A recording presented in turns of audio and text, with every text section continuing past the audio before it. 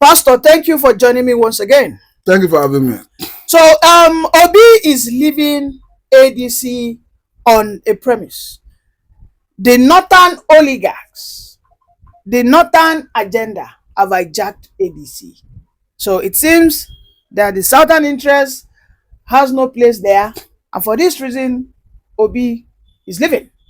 What's your reaction? I think the inordinate ambition of the Fulani is a major problem for ADC because, from what I understand, once they are not in power, they don't know how to tolerate other people in power.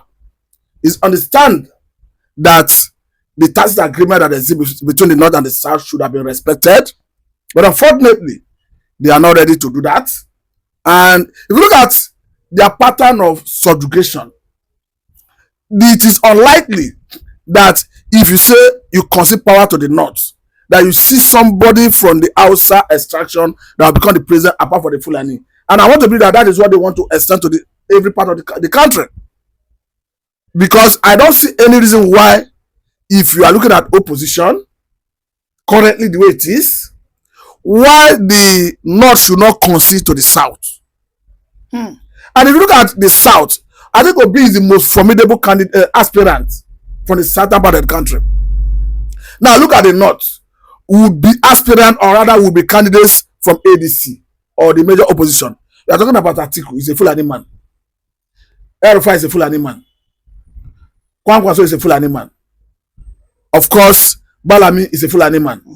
So almost every would be candidate from the north is Fulani. So I'm of the view that if what the Fulani want is they must go back to Asu Rock at this time, that Obi on his part should insist that he must complete the turn of the south. Because if Tinubu must leave Asu Rock, then a southerner must complete the turn of the south. I think that's my take. It's very simple. How can a Buhari wasted 8 years in Asu Rock? I say he wasted 8 years because for me, we didn't see any meaningful development that came from Buhari's administration. And a southerner is just spending 4 years. Another northerner, a Fulani man want to take over. I don't think I can subscribe to that. My own take is very simple. If a Tinubu must not complete 8 years, let a southerner complete it. And for Obi in that regard, I cannot subscribe to an Atiku going back after a 4 years of the South.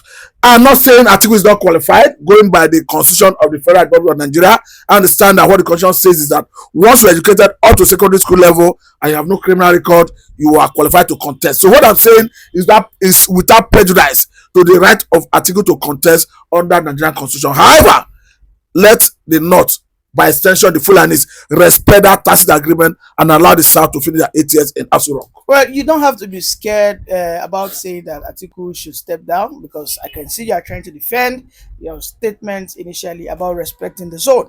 For me, I think Atiku is not qualified to contest at this moment. But putting that aside, now, on this issue of North and South, okay, the Northerners, which is the zoning formula, the Northerners are telling us in the South that it is not written in anywhere in the Constitution that the South must complete 8 years. You know, that it is not stated there. It is not stated clearly that no constitutional right to the fact that you have to spend 8 years, that it is not guaranteed. And you know the funniest thing, it was El-Rufai that said this. Even as you say it's not constitutional, which I will concede to whoever is saying it, it is not written in any section of Nigerian constitution. But you agree with me that Buhari spent 8 years and did not knew it. You agree with me that an Obasanjo spent 8 years in Asu Rock. And you agree with me that if Yar'Adua had not died, Yar'Adua could have spent 8 years in Asu Rock. You agree with me that the reason a Jonathan could not do 8 years was because they know first you were breaching the agreement that will give the South undue advantage. And that is the sentiment they not even whip up to now. That the South has spent more years in Asu Rock more than the North since the national democracy. So nobody should come and tell me because it's not in the constitution that it's not an agreement. An agreement can be formal and informal. An agreement can be written and unwritten. An understanding can exist. That's why I call it tacit agreement. An agreement that is not written but is understandable that it exists. You cannot take away the fact that Buhari did not spend 8 years in Asu Rock. And you cannot say after Buhari 8 years that the South should not spend 8 years in Asu Rock. It's very simple. If an a Tinubu should not complete 8 years in Aso Rock, then let another Southerner complete the second part of it, which will run until 2031. So it's very simple. The North should wait for 2031 before it's their turn for in Aso Rock. Even if you say there's no constitutional provision, we understand that this is what has been happening and that agreement should be respected. There's a problem. The North have given Obi a condition. And I believe this condition, maybe because Obi cannot fulfill it, this is why he wants to run away from the party. Atiku has only said one thing: I will not step down. I want to engage in primaries. If you defeat me in that primaries, then the North will support you. And this is what all the northern politicians, the like of Malami, El-Rufai, what they are all saying. That on that condition alone, let us go through the primaries. It is a But democratic process. Atiku is aware that in the new Electoral Act, section, I think 74, that the constitution recognizes consensus and direct But primary. they don't want consensus. They It is said not a crime to go for consensus, even as it's not a crime to go for direct primary. So who says it becomes a crime when you go for consensus? but in the party today, which is the ADC, just like I said earlier when we started this channel, it is comprising of the North. The Norths are more in population, and they are the ones saying they want to have direct primaries. Now, Obi joined them. Today, in democracy, like they say, majority will always have its way. They said they want to go for direct primaries. So I don't know. Is it because Obi feels he cannot defeat Atiku, or is it just simply a total hijack by the northern cabals? No, if you look at the ADC itself, though I'm not trying to make case for Obi because I'm not obedient spokesperson, but the question is, if you look at ADC, the way it's structured, you agree with me to a large extent that Atiku control the structure. I told you earlier on that the office they use currently is a known office of Atiku campaign office in the build up to the 2023 presidential election. So he wields so much influence in the structure. I told you that recently Obi seems to be standing aloof with respect to activities in that ADC. Because unlike Obi, after the victory that came the way of the led ESCO, he have not tweeted about it. Even his new political ally, Kwankwaso, have not tweeted about it. So I think it's becoming very clear that he do not even have hope of winning the primary in ADC. But let me quickly say that if you are going for direct primary, according to the Electoral Act, all card members of the party are expected to file out and vote whoever and decide whoever becomes the candidate. But Obi have come out repeatedly to say that he is not going to give out money to anybody to vote for him in the primary. For me, that may work against his emergence as the candidate of the party, because Atiku is unlikely going to maintain that stand. It's unlikely that Atiku, even if you say it is all carrying members, it's unlikely that Atiku will say are not mobilizing money. Atiku will likely mobilize funds for that exercise. And if he mobilizing funds, judging by Nigerian situation, the poverty in the land, of course, people will jump at the money. Absolutely. So that will definitely swing the tide in his favor. So for me, it doesn't matter the opinion of anybody. What I'm saying is my own opinion, that if we must remain one as a country, that tacit agreement must be respected, and that the North, by extension the Fulanis, must learn how to tolerate other people in power and understand that the South have another 4 years in Aso Rock that will run until 2031. And for me, Atiku, I know that age is not on his side. He should wait for 2031 if he hope to contest. What I've said is without prejudice to his right to contest, but based on that understanding that the North have spent 8 years in Aso Rock, a fellow Fulani man like himself, talking about Muhammad Buhari, he should allow the South to complete that 8 years in Aso Rock. Okay, so the other option Obi has is to go to another party. You know the problem. Now, this party is either PRP and NDC.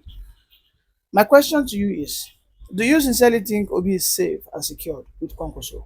Don't forget, Kwankwaso is what used to be a Tinubu ally. As far back as 4 months ago, Kwankwaso was with Tinubu. So, do you sincerely think Kwankwaso is not even working for Tinubu? You know, in politics, they say what you have is permanent interest. There's no permanent friend. There's no permanent enemy. But one can understand that Obi already strike deal with the North, by extension with the Fulani, that is going to complete the southern 4 years.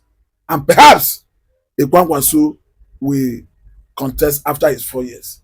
So if that is the agreement, I want to believe that Obi will be honorable enough to honor that agreement. If that is the agreement, I want to believe that Kwankwaso will be more positioned and more inclined to work with Obi, seeing that he's looking at himself becoming the president in the near future of 2031.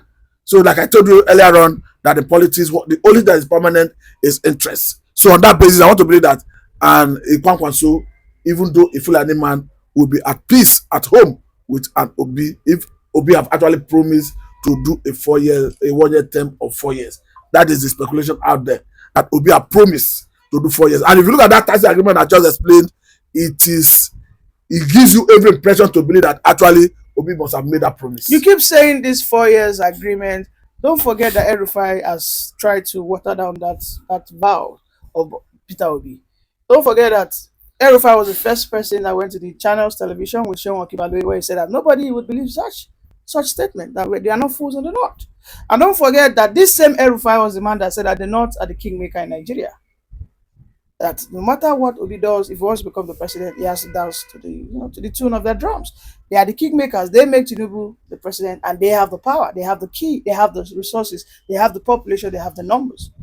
You see, don't you sincerely think that Obi should stoop to conquer?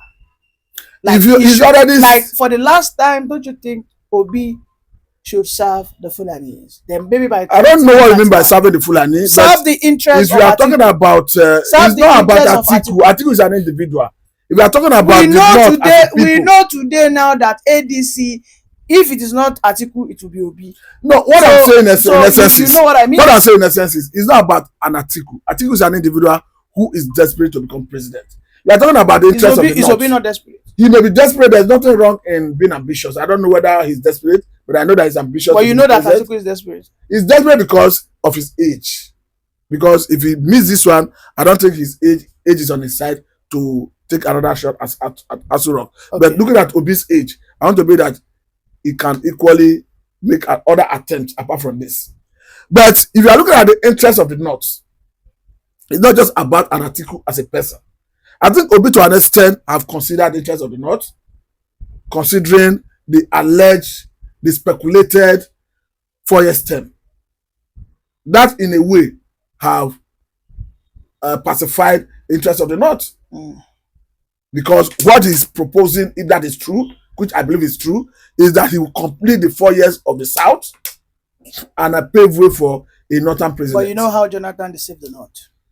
Jonathan you cannot use a Jonathan scenario to generalize and extend it and Obi. That will amount to fallacy of generalization. You are saying this because you are a Southerner.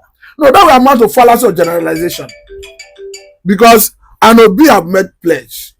Is honorable, though I've not heard from him directly, but from the premise we see around, I believe that is the situation. So it's honorable to say, okay, let us believe him. So why can't Obi go into primaries with Atiku? Obi have not come out to say he's not going into primary with Atiku.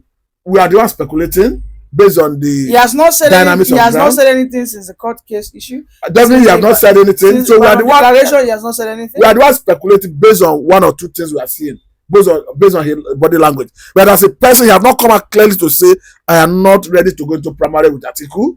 It is still believed that the OK movement is galvanizing support for the Obi presence or other candidacy within the ADC, that they are going to actually, at the end of the day, slug it out with Atiku for the purpose of the primary. But it is not clear whether that will be the situation. The bigger problem is whether ADC will be on the ballot beyond who becomes the candidate of ADC. The bigger problem is this suit in court where Lateef Fagbemi, Prince Lateef Fagbemi, the Attorney General of the Federation, have asked the court to join in the suit.